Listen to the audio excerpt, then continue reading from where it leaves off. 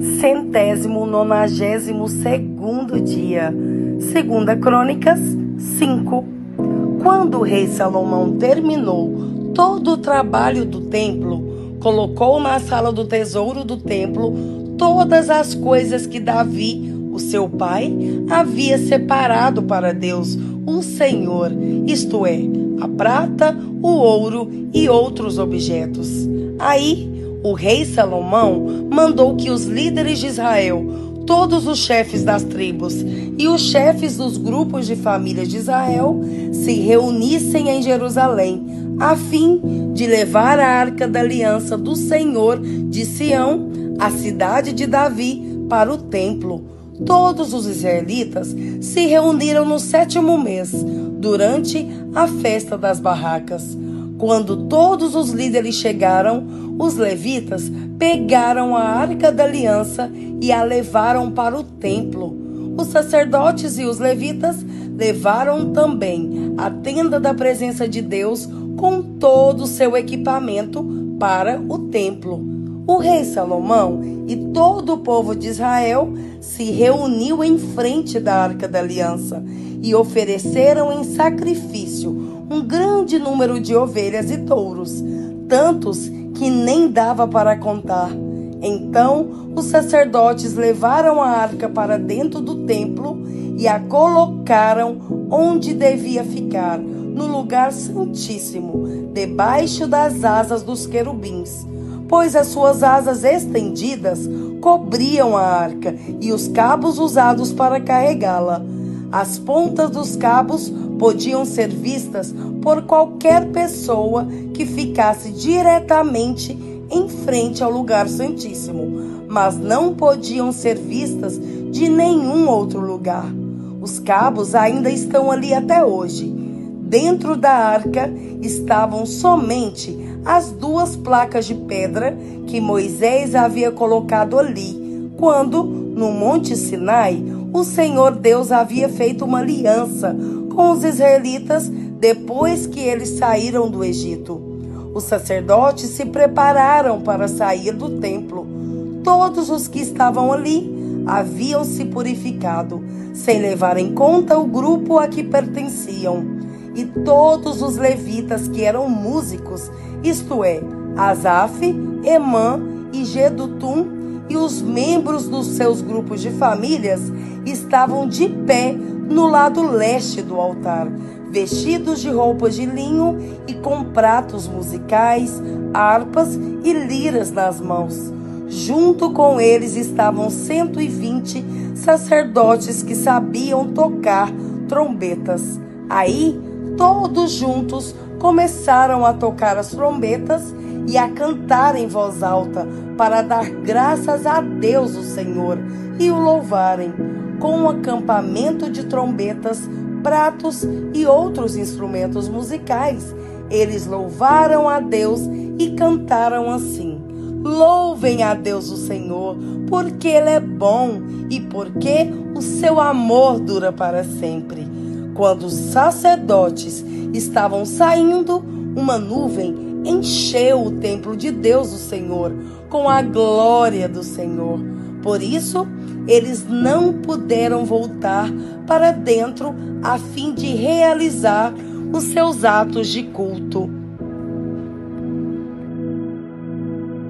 2 Crônicas 6. Então Salomão orou assim: ó Senhor Deus, tu resolveste viver entre as nuvens escuras, mas agora eu construí para ti uma casa, um lugar onde viverás para sempre. Aí Salomão virou, olhou para o povo que estava todo de pé e pediu a bênção de Deus para todos.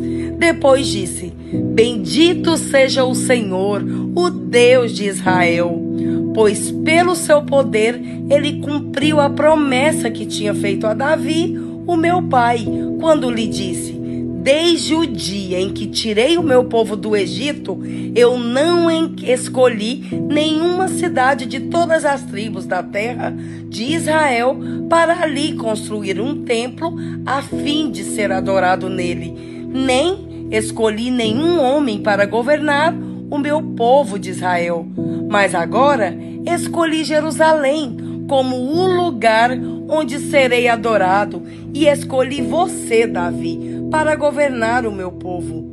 E Salomão continuou: Davi, o meu pai, tinha planos de construir um templo para a adoração do Senhor, o Deus de Israel. Mas o Senhor lhe disse: você fez bem quando planejou construir um templo para mim, mas você não o construirá. Será o seu filho quem construirá o meu templo. E agora o Senhor cumpriu a sua promessa. Eu fiquei no lugar do meu pai como rei de Israel e construí o templo para a adoração do Senhor, o Deus de Israel. Ali eu coloquei a Arca da Aliança, onde estão guardadas as placas de pedra da aliança que o Senhor fez com o povo de Israel. Então, na presença de todo o povo, Salomão ficou em frente do altar e levantou as mãos. Ele havia mandado construir no pátio do templo um estrado quadrado de bronze, que media 2,20 metros em cada lado e 1,30 metro de altura. Ele subiu no estrado e, na presença de todo o povo, se ajoelhou, levantou as mãos para o céu e orou assim: ó Senhor, Deus de Israel, não há Deus igual a ti, no céu ou na terra. Tu és fiel à aliança que fizeste com o teu povo e lhes mostras o teu amor quando eles, com todo o coração, vivem uma vida de obediência a ti. Pelo teu poder, cumpriste a promessa que fizeste a Davi, o meu pai. No dia de hoje, todas as palavras da tua promessa foram completamente cumpridas. E agora, ó Senhor, Deus de Israel, eu te peço que cumpras a outra promessa que fizeste ao meu pai, quando lhe disseste que sempre haveria um descendente dele governando como rei de Israel, contando que eles te obedecessem, com o mesmo cuidado com que ele obedeceu. Portanto, ó Deus de Israel, faze com que se cumpra aquilo que prometeste a teu servo Davi. Mas será que, de fato, ó Deus, tu podes morar no meio de nós, criaturas humanas aqui na terra? Tu és tão grande que não cabes nem mesmo no céu. Como poderia este templo que eu construí ser bastante grande para isso? Ó Senhor meu Deus, eu sou teu servo. Escuta a minha oração e atende os pedidos que te faço. Olha, de dia e de noite para este templo, o lugar que escolheste para nele seres adorado. Ouve-me quando eu orar com o rosto virado para este lugar. Escuta as minhas orações e as orações do teu povo, quando eles orarem com o rosto virado para cá. Sim, da tua casa no céu, ouve-nos e perdoa-nos. Quando alguém for acusado de prejudicar outra pessoa e for trazido até o teu altar neste templo e jurar que é inocente, ó Deus, ouve do céu e julga os teus servos. Castiga o culpado como ele merecer e declara que não tem culpa aquele que for inocente, recompensando-o como ele merecer. Quando, por ter pecado contra ti, o teu povo de Israel for derrotado pelos seus inimigos, e quando ele se virá para ti e vier a este templo para te louvar e pedir o teu perdão, escuta-o do céu, perdoa o pecado do teu povo e leva-o de volta para a terra que deste a eles e aos seus antepassados.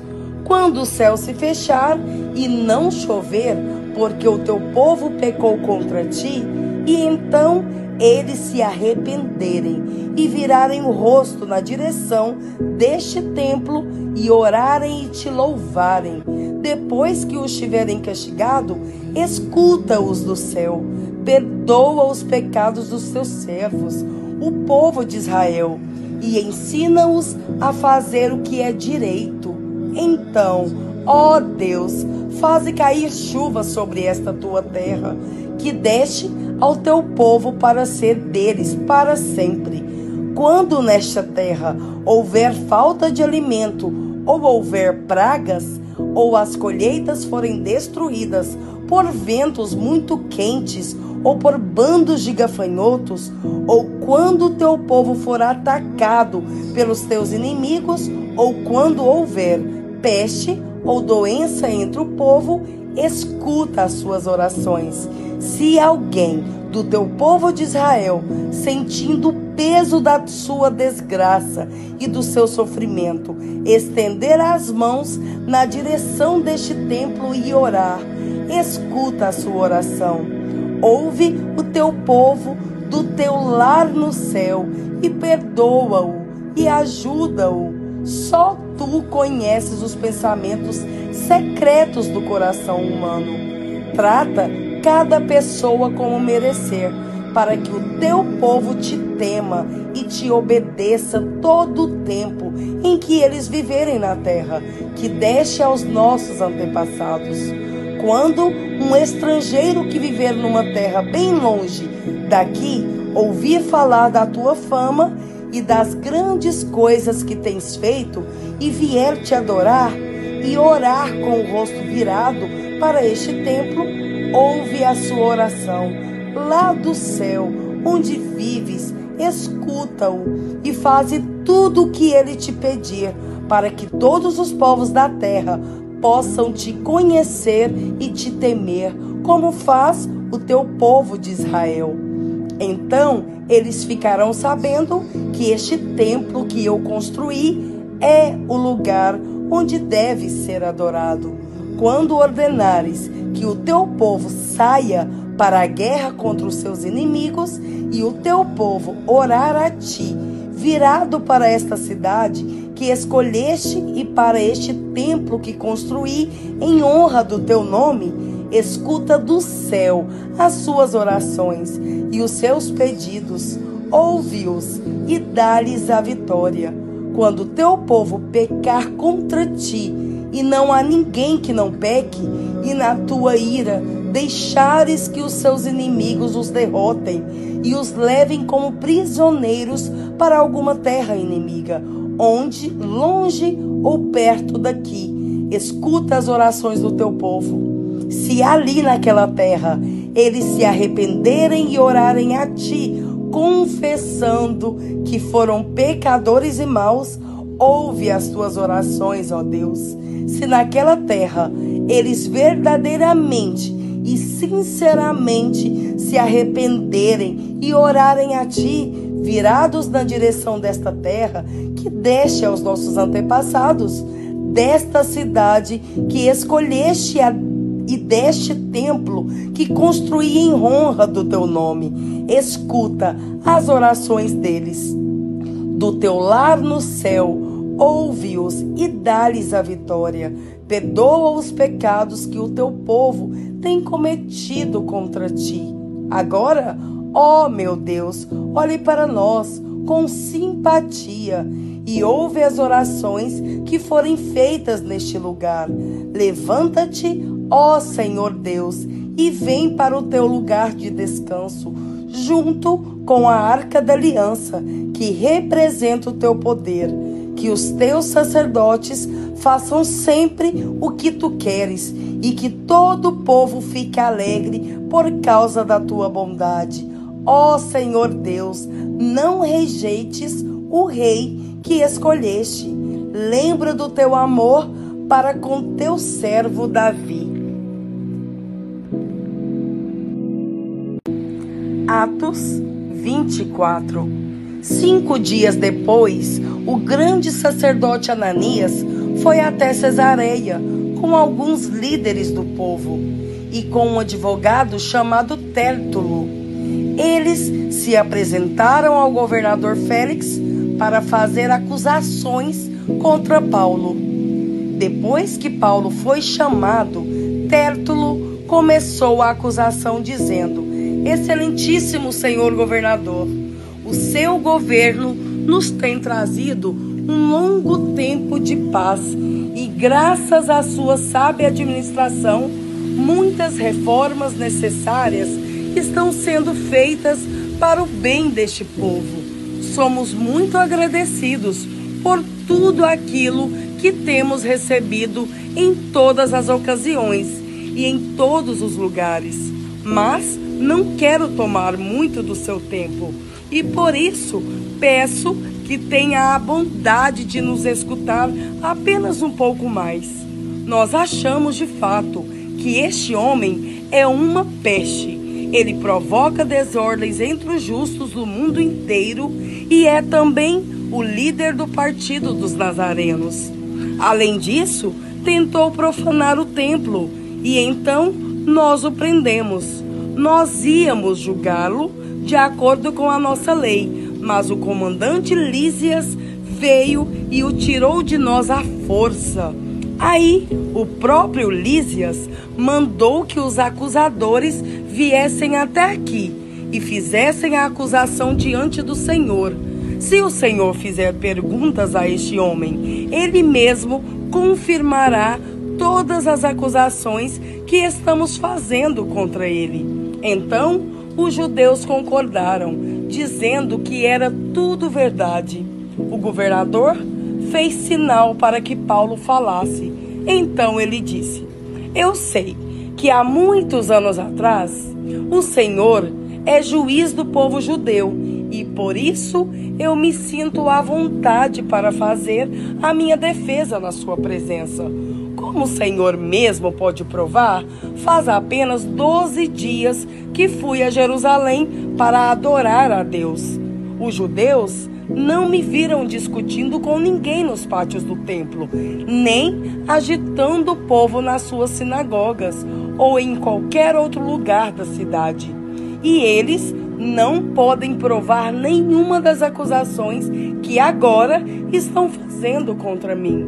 Porém, uma coisa confesso ao Senhor: eu sigo o caminho que os judeus dizem ser falso, mas é desse modo que sirvo ao Deus dos nossos antepassados. Creio em tudo que está escrito na lei de Moisés e nos livros dos profetas. Eu e os meus acusadores temos esta mesma esperança em Deus. Todos vão ressuscitar, tanto os bons como os maus. Por isso, faço tudo para sempre ter a consciência limpa diante de Deus e das pessoas. E Paulo continuou: depois de ter ficado fora de Jerusalém durante alguns anos, voltei para lá a fim de levar algum dinheiro para o meu próprio povo e para oferecer sacrifícios. Quando estava fazendo isso, depois de eu ter acabado a cerimônia de purificação, alguns judeus me encontraram na área do templo. Não havia muita gente comigo nessa desordem, porém, alguns judeus da província da Ásia estavam lá.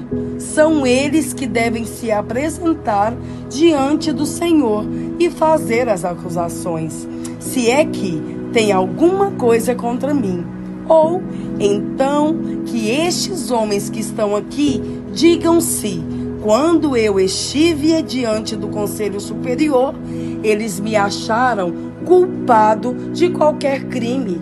Quando estava de pé diante deles, eu apenas disse em voz alta: hoje estou sendo julgado por vocês, porque creio que os mortos vão ressuscitar.